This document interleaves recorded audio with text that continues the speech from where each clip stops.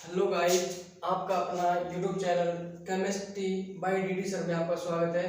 तो जो पिछली जो क्लास थी उसमें अपन जो पढ़ रहे थे, जो अपना जो टॉपिक चल रहा था वो चल रहा था कि एल्कोहलों का, यानी कि एल्कोहल जो थे उनसे हेलो एल्केन, किसका हेलो एल्केन या जो एल्किल हाइड थे उनके निर्माण के, यानी कि उनकी जो विधियां थी, विरचन की विधियां, उनके बारे में पढ़े थे। तो जो सबसे पहले अपन ने जो पढ़ा था वो कौन सा टॉपिक चल रहा था अपना, वो चल रहा था किसके द्वारा, एल्कोहलों से। किससे पढ़ रहे थे अपन, एल्कोहलों से। ठीक है, तो एल्कोहलों में अपन ने पढ़ा था कि एल्कोहलों से किस प्रकार से इनका निर्माण किया जाता है। ठीक है, प्राथमिक एल्कोहल से कैसे बनाया था, द्वितीयक एल्कोहल से किस प्रकार से, तृतीयक एल्कोहल से किस प्रकार से।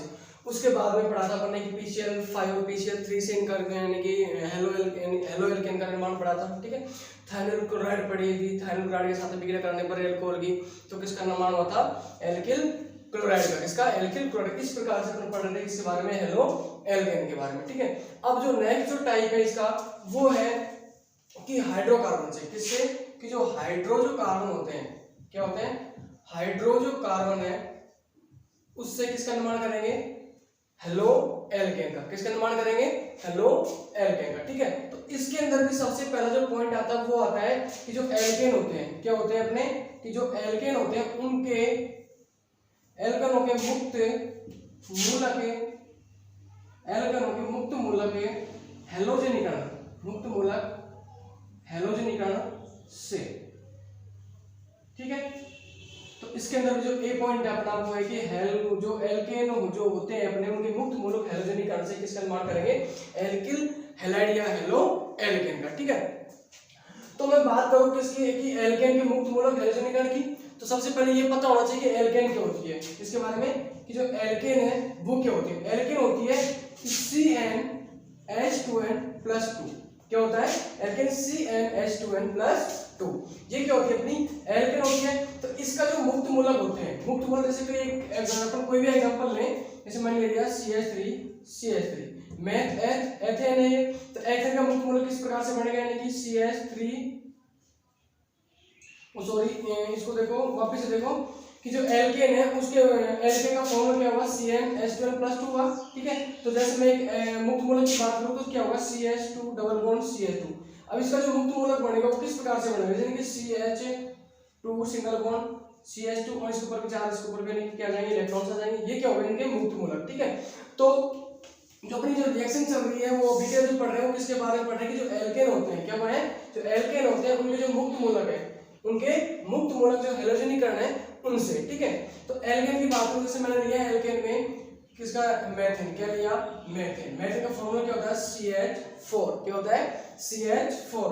कि जो मेथेन है उसका क्या करवाया अपने, हैलोजनीकरण करवाया, हैलोजनीकरण करवाया। ठीक है, यानी कि Cl2 या H2Br2 कुछ भी ले सकते हैं। ठीक है, तो हैलोजनीकरण करवाने के बाद किसका निर्माण होगा, किसका निर्माण होगा, एल्किल हैलाइड या हेलो एल्केन का। क्या होगा, मेथिल क्लोराइड। अपन ने Cl2 लिया तो क्या बन जाएगा, मेथिल क्लोराइड। क्लियर है तक। ठीक है, अब ये भी पता होना चाहिए कि ये इसको बना कौन रहा है, कैसे बन रही है। ठीक है, किसको, यानी कि इसका निर्माण कौन कर रहा है, वो है कि उत्प्रेरक का जो प्रयोग करेंगे वो कौन सा आएगा, अल्ट्रावोलेट। अल्ट्रावोलेट जो उत्प्रेरक होता है उसकी उपस्थिति में जब आप इस अभिक्रिया को करवाते हो तो किसका निर्माण होगा, मेथिल क्लोराइड का। जैसे कि एग्जांपल यहाँ पे लिया था, मेथिल का क्या होता है, यानी कि CH4 और ये क्या हो गया, मेथिल क्लोराइड बन गया। तो क्या बना, यहाँ से देखो मेथिल है, मैं इसको वापस लिख रहा हूँ, मेथिल हैलाइड लिख देते हैं, इसको क्या लिख देते हैं, मेथिल हैलाइड। ठीक है, और ये क्या है अपना हैलोजन।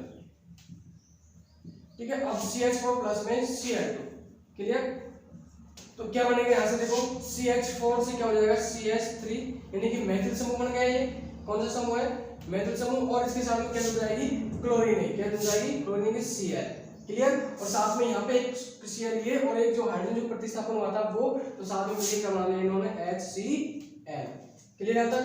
ये क्या बना था अपना, कि हाइड्रोकार्बन के जब अपन पढ़ रहे थे हाइड्रोकार्बन से, इसमें जो पहला जो टॉपिक है वो है कि एल्केनों के मुक्त मूलक हैलोजनीकरण से। कि जब जो एल्केन है, एल्केन के तो मैंने क्या लिया था, जैसे मेथेन।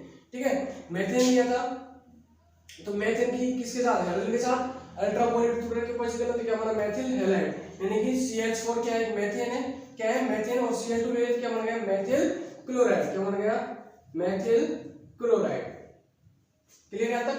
अब उसके बाद में से दूसरे एग्जांपल की बात करूं मैं, जैसे ये लिया CH3 CH2 CH2 CH3, इसमें भी क्या किया मैंने, वही क्लोरीन के साथ करवाई, किसकी उपस्थिति में, अल्ट्रावायलेट, ठीक है, यानी पराबैंगनी जो प्रकाश होता है उसकी उत्प्रेरक की उपस्थिति में जब इसकी रिएक्शन करवाई तो किसका निर्माण होगा।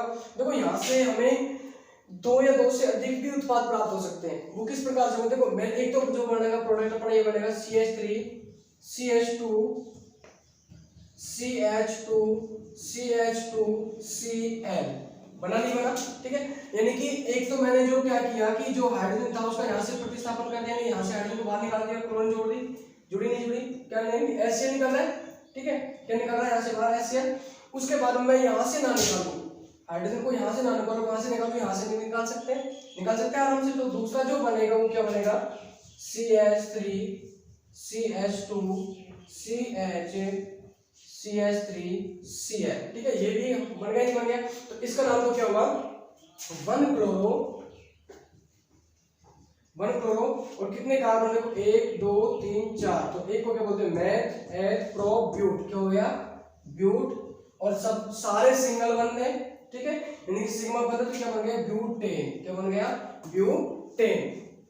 इसी प्रकार से ये 1 2 3 4 यानी 2 नंबर पे सॉरी 1 2 3 4, क्योंकि सबसे प्रतिस्थापी समूह जिधर से नजदीक आता है उधर से वरीयता देते हैं, इसमें नंबरिंग देते हैं। अब इस नामकरण जो पढ़ेंगे उसमें देखेंगे इस चीज को, तो क्या होगा 2 नंबर पे क्या है क्लोरीन है, यानी कि 2 क्लोरो और कितने हैं 1 2 3 4 कार्बन को क्या बोलते हैं ब्यूट, क्या बोलते हैं ब्यूट, और सारे सिंगल बंद क्या बन गया ब्यूटेन, 2 क्लोरो ब्यूटेन, इसका क्या हो गया नाम हो गया। तो ये बात करते हैं अपन किसकी की एल्केन के मुक्त मूलक हैलोजनीकरण से किसका निर्माण, एल्किल हैलाइड या हेलो एल्केन का, ठीक है। अब इसके बाद जो नेक्स्ट आता है वो ये आता है कि अगर मान लीजिए यहाँ पे एल्केन की जगह किसका प्रयोग करें, एल्कीन का, किसका प्रयोग करें एल्कीन का, यानी कि एल्किनों की हाइड्रोजन हैलाइड यानी कि HX के साथ अभिक्रिया के साथ में, यानी कि HX के साथ अपन अभिक्रिया कराएं इसकी, तो किसका निर्माण होगा, ठीक है। अब इसमें देखते हैं कि सबसे पहले आपको पता होना चाहिए एल्कीन क्या होती है, एल्कीन होती है CnH2n, क्या होती है CnH2n। तो यहाँ पे इस अभिक्रिया को पूरा करने के लिए एक नियम होता है मार्कोनिकोव का नियम, किसका नियम, मार्कोनिकोव का जो नियम होता है उसके अकॉर्डिंग ये अभिक्रिया पूरी होती है, ठीक है। तो सबसे पहले मैं आपको मार्कोनिकोव के नियम के बारे में बताऊंगा, लेकिन उससे पहले पर एक है कि जो एल्कीन होती है वो क्या होती है उसके बारे में देखते हैं, एल्कीन के बारे में, इसके बारे में एल्कीन, तो एल्कीन क्या होती है CnH2n, ये क्या होती है अपनी एल्कीन, ठीक है। CnH2n क्या होती है एल्कीन। तो जो अपन पढ़ रहे हैं पढ़ क्या रहे हैं कि जो एल्कीन की HX के साथ अभिक्रिया, कि जब एल्कीन की अभिक्रिया हाइड्रोजन हैलाइड के साथ करवाई जाती है तो किसका निर्माण होगा एल्किल हैलाइड का, ठीक है। अब ये जो अभिक्रिया होती है वो किसके अकॉर्डिंग होती है, वो होती है मार्कोनिकोव के नियम के अनुसार, ठीक है। मार्कोनिकोव के नियम के बारे में आपको बता रहा था कि मार्कोनिकोव का नियम क्या होता है कि जब वहां पे असमित एल्कीन पर किस पर कि जब असमित एल्कीन पर हाइड्रोजन हैलाइड का जब आप योग कराते हो तो योग कराने के बाद यानी कि योग कराने के बाद जो हाइड्रोजन जो होता है HX का वो कहाँ जुड़ता है एल्कीन के, जहां पे हाइड्रोजन की संख्या क्या हो अधिक हो, और X कहाँ जुड़ता है जहां हाइड्रोजन की संख्या कम हो। जैसे कि मैं बात करूं CH3 CH double bond CH plus मैंने क्या किया HX का योग करवाया, ठीक है। तो हाइड्रोजन कहाँ जुड़ेगी, यहाँ पे जुड़ेगी और ये कहाँ जुड़ेगी इधर, क्यों, क्योंकि मैंने बताया था मार्कोनिकोव का जो नियम होता है वो क्या होता है कि जो हाइड्रोजन कहाँ जुड़ेगी HX की, जहाँ पे कार्बन डबल बॉन्ड कार्बन जो द्विबंध से जो कार्बन परमाणु जुड़े हुए हैं यानी कि एल्कीन, उसमें जो जहाँ हाइड्रोजन की संख्या क्या हो अधिक हो वहां तक क्या जुड़ेगी हाइड्रोजन परमाणु, और जहाँ हाइड्रोजन की संख्या क्या हो कम हो वहां क्या जुड़ेगी हाइड्रोजन परमाणु, ठीक है। हाइड्रोजन परमाणु जुड़ेगा तो क्या बन गया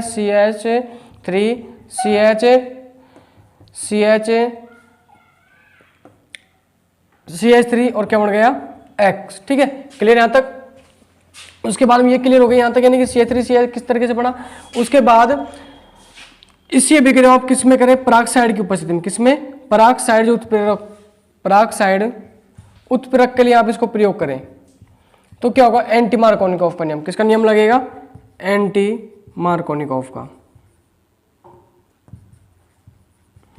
तो एंटी मार्कोनिकॉफ का जो नियम होता है वो क्या होता है कि जो एंटी मार्कोनिकॉफ का नियम है वो जस्ट इसका उल्टा है कि जो ये जो हाइड्रोजन परमाणु है अब कहाँ जुड़ेगी, यहाँ ना जुड़ के इस कार्बन के ऊपर, किसके ऊपर, इस कार्बन पर, और ये हाइड्रोजन कहाँ जुड़ेगी, इसके ऊपर। ये कौन सा नियम है अपना, एंटी मार्कोनिक। ये तो यानी कि एंटी मार्कोनिकॉफ के नियम के अकॉर्डिंग है, एंटी मार्कोनिकॉफ के, और ये किसके अकॉर्डिंग है, मार्कोनिकॉफ के। ठीक है, तो क्या बना देखो CH3, इसी को लिख रहा हूं मैं सीधा यहां से, CH3 CH क्या हो गया 2, और ये क्या हो गया 2, क्योंकि ये हाइड्रोजन जुड़ गए इसके साथ, तो क्या बन गया प्लस साथ में यहाँ पे क्या आ गया X। ये कौन सा था, एंटी मार्कोनिकॉफ के नियम के अकॉर्डिंग, किसकी, जब एल्कीन की HX के साथ अपना अभिक्रिया करवा रहे थे उसमें। ठीक है, अब इसके बाद जो टॉपिक आता है वो अपना आता है अपना हैलोजन विनिमय अभिक्रिया। कौन सी है, हैलोजन विनिमय अभिक्रिया। तो हैलोजन जो विनिमय अभिक्रिया उसके बारे में देखते हैं कि हैलोजन विनिमय अभिक्रिया कौन सी है। तो हैलोजन विनिमय अभिक्रिया वो कितने प्रकार की है, 2 प्रकार की। कितने प्रकार की है, 2 प्रकार की। एक तो है फिंकलेस्टाइन और एक है श्वार्ट्ज अभिक्रिया। कौन सी है, श्वार्ट्ज और फिंकलेस्टाइन। तो पहली तो है कौन सी, फिंकलेस्टाइन अभिक्रिया। कौन सी है, फिंकलेस्टाइन, और दूसरी है श्वार्ट्ज। ठीक है, तो मैं बात करूं फिंकलेस्टाइन अभिक्रिया की, कौन सी, फिंकलेस्टाइन अभिक्रिया की, कि फिंकलेस्टाइन अभिक्रिया क्या होती है कि जब एल्किल क्लोराइड या ब्रोमाइड की अभिक्रिया, किसकी अभिक्रिया, कि एल्किल क्लोराइड या फिर एल्किल ब्रोमाइड की अभिक्रिया सोडियम आयोडाइड के साथ, किसके साथ में, सोडियम आयोडाइड के साथ में एसीटोन की उपस्थिति में, किसकी उपस्थिति में, एसीटोन की उपस्थिति में करवाई जाती है, तो किसका निर्माण होगा, एल्किल आयोडाइड का। किसका निर्माण होगा, एल्किल आयोडाइड का। और ये जो अभिक्रिया है इसके अंदर एल्किल आयोडाइड का ही निर्माण होगा, ना कि फ्लोराइड, ब्रोमाइड या फिर क्लोराइड का। ठीक है, किसका निर्माण होगा, एल्किल आयोडाइड का। और साथ में क्या निकलेंगे अपने NaCl और NaBr, यानी कि जहां पे मैंने दोनों एक साथ एग्जांपल ले लिए थे इसलिए, तो NaCl या Br। ठीक है, क्लियर। और ये जो NaCl और जो NaBr है इनको क्या करता है कि जो एसीटोन है ये अवक्षेपित कर लेता है। क्या कर लेगा, इनको अवक्षेपित कर लेता है, कौन, एसीटोन। ठीक है, तो ये जो अभिक्रिया वो कौन सी अपनी, कौन सी अभिक्रिया है, फिंकलेस्टाइन अभिक्रिया। ठीक है, वापस देख लो फिंकलेस्टाइन अभिक्रिया को, कि जब एल्किल क्लोराइड या ब्रोमाइड की अभिक्रिया सोडियम आयोडाइड के साथ एसीटोन उत्प्रेरक की उपस्थिति में करवाई जाती है तो एल्किल आयोडाइड का निर्माण होता है, और साथ में NaCl और NaBr निकलते हैं जिनको एसीटोन के द्वारा अवक्षेपित कर लिया जाता है। ये कौन सी अपनी फिंकलेस्टाइन अभिक्रिया। ठीक है, इसके बाद जो नेक्स्ट है वो है श्वार्ट्ज अभिक्रिया। कौन सी अभिक्रिया, श्वार्ट्ज अभिक्रिया। श्वार्ट्ज अभिक्रिया क्या होती है, ठीक है, कि श्वार्ट्ज जो अभिक्रिया है उसके अंदर क्या है, बिल्कुल सेम है। इसमें तो क्या था, अपना एल्किल आयोडाइड का निर्माण होता, तो इसके अंदर किसका निर्माण होगा, एल्किल फ्लोराइड का। किसका निर्माण होगा, एल्किल फ्लोराइड का। ठीक है, कि जब एल्किल क्लोराइड या एल्किल ब्रोमाइड की अभिक्रिया किसके साथ में करवाई जाए, AgF, किसके साथ में करवा रहा हूं मैं, AgF के साथ। ठीक है, यानी कि इसमें किसके साथ करवा सकते हैं, AgF के साथ, या फिर Hg2F2, या फिर SbF3, या फिर CaF2। इन सब के साथ जब आप करवाते हो अभिक्रिया तो किसका निर्माण होगा, एल्किल फ्लोराइड का। किसका निर्माण होगा, एल्किल फ्लोराइड का। और साथ में क्या निकल जाएंगे, उत्पाद तो बनेंगे, यानी कि Ag और क्या निकल जाएगा, Cl या फिर Br। क्लियर है तक। तो ये कौन सी है, श्वार्ट्ज अभिक्रिया। ठीक है, एक बार और देखो श्वार्ट्ज अभिक्रिया, यानी कि जब एल्किल क्लोराइड ब्रोमाइड की अभिक्रिया AgF या Hg2F2, SbF3 या CaF2 के साथ करवाई जाती है तो एल्किल फ्लोराइड का निर्माण होता है, और साथ में जो AgCl या AgBr जो उत्पाद का निर्माण होता है, यानी कि Hg2F2 भी ले सकते हैं यहाँ पे, लेकिन आपको मतलब इससे कि अपन को बनाना क्या है, एल्किल फ्लोराइड। क्या बनाना है, एल्किल फ्लोराइड। क्लियर। ठीक है, तो इसके बाद फिर जो नेक्स्ट जो टॉपिक है अपना वो है कि हेलो एरिन का विरचन। ठीक है, किसके बारे में पढ़ेंगे कि हेलो जो एरिन है उनको किस प्रकार से बनाया जाए, यानी कि हेलो एरिनों के विरचन की वीडियो के बारे में। तो थोड़ा सा बता रहा हूँ कि हेलो एरिन किस प्रकार से, यानी कि हेलो एरिन होती क्या है कि अगर यदि मान लीजिए कोई भी जो एरिल है, क्या है कि जो एरिल है, जैसे एरिल के अंदर मैं बात करूँ किसकी, बेंजीन की। ठीक है, जब एरिल के साथ में हाइड्रोजन परमाणु को जोड़ दिया जाए, यानी एरिल से एक हाइड्रोजन परमाणु का प्रतिस्थापन हाइड्रोजन परमाणु के द्वारा कर दिया जाए तो क्या बन जाएगी, अपनी हेलो एरिन बन जाएगी, यानी कि हेलो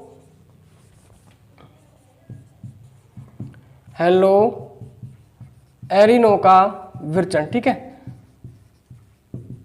तो हेलो एन के विरचन के अंदर मैं थोड़ा सा बता कर रहा हूँ बस इतना कि अगर यदि बेंजीन की अभिक्रिया, किसकी अभिक्रिया, बेंजीन इनकी एरिल समूह बनी है, इसकी अभिक्रिया से मैंने कराई क्लोरीन के साथ में, किसकी उपस्थिति में, निर्जल AlCl3 या फिर FeCl3 जो उत्प्रेरक उसकी उपस्थिति में मैंने इसकी अभिक्रिया करवाई, तो किसका निर्माण हो जाएगा अपने पास में, हेलो एरिन का। किसका निर्माण हो जाएगा, हेलो एरिन का, यानी कि क्लोरो बेंजीन। यहाँ क्या बन जाएगी अपनी, क्लोरो बेंजीन। ठीक है, क्या बन गई, क्लोरो बेंजीन। अगर मान लीजिए इसी अभिक्रिया में, यानी कि आप मान लीजिए किसका, टालुइन जो होता है, क्या है कि जो टालुइन है CH3 जोड़ देंगे एरिल समूह के ऊपर, क्या है ये टालुइन, कि जब टालुइन की अभिक्रिया, किसकी अभिक्रिया, टालुइन की अभिक्रिया क्लोरीन के साथ, किसकी उपस्थिति में, वही निर्जल AlCl3 उत्प्रेरक की उपस्थिति में जब आप करवाते हो तो कितने उत्पाद बनेंगे, 2। कितने बनेंगे, 2 उत्पाद बनेंगे। एक तो ऑर्थो, कौन सा, ऑर्थो, और एक कौन सा बनेगा, पैरा। ठीक है, एक तो ऑर्थो उत्पाद और एक बनेगा पैरा। ठीक है, यानी कि ऑर्थो क्लोरोटालुइन, पैरा क्लोरोटालुइन। ठीक है, इनका नाम क्या हुआ, ऑर्थो क्लोरोटालुइन, और इसका नाम क्या हुआ, पैरा क्लोरोटालुइन। क्या हुआ, पैरा क्लोरोटालुइन। ठीक है, क्लियर तक। अगर मान लीजिए इसके बाद इसी अभिक्रिया को आप किसके लिए प्रयोग करें, आयोडीनीकरण के लिए प्रयोग करें। किसके लिए प्रयोग करें, आयोडीनीकरण के लिए प्रयोग करें। जब आयोडीनीकरण के लिए जब आप इसका प्रयोग करेंगे तो ये जो अभिक्रिया कैसी हो जाएगी, फिर उत्क्रमणीय प्रकार की। कैसी हो जाएगी, उत्क्रमणीय प्रकार की हो जाएगी।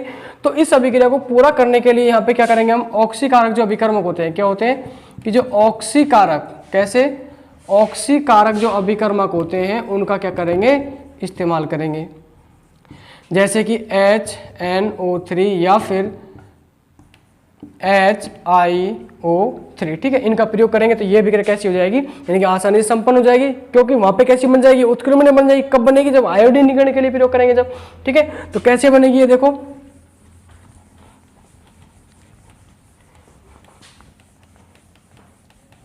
कि जब टालुइन, ये क्या अपना टालुइन, ठीक है, जब ये जो टालुइन है इसकी अभिक्रिया, मैंने क्या बताया था कि जब इसका अपन प्रयोग किसके लिए कर रहे हैं, आयोडीनीकरण के लिए जब कर रहे हैं तो क्या बनेगा, यानी कि एक उत्क्रमणीय प्रकार की होने की वजह से ये संपन्न नहीं हो पाती।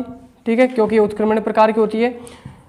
कब होगी उत्क्रमणीय प्रकार की, जब अपन इसको आयोडीनीकरण के लिए प्रयोग करेंगे तब ये कैसी हो जाएगी, उत्क्रमण प्रकार। लेकिन इसको पूरा करने के लिए, संपन्न करने के लिए क्या करेंगे, ऑक्सीकारक अभिकर्मक लेंगे। तो ऑक्सीकारक अभिकर्मक लेंगे तो कैसी हो जाएगी, आसानी से पूरी हो जाएगी। ठीक है, यानी कि हमें आसानी से उत्पाद मिल जाएगा, प्रोडक्ट मिल जाएगा। ठीक है, वो कैसे है, किसी HNO3 या फिर HiO3 मैंने ले लिया नहीं लिया। जब इनकी अभिक्रिया करवाई तो कैसा बनेगा, ये जो उत्पाद बनेगा अपना, ये कैसा, उत्क्रमण प्रकार का नहीं होगा। कैसा नहीं होगा, उत्क्रमणीय प्रकार का नहीं होगा। ये उत्पाद हमें आसानी से मिल जाते हैं, ये वाले। ठीक है, ये उत्क्रमणीय प्रकार की है, कौन सी है, ये तो उत्क्रमणीय।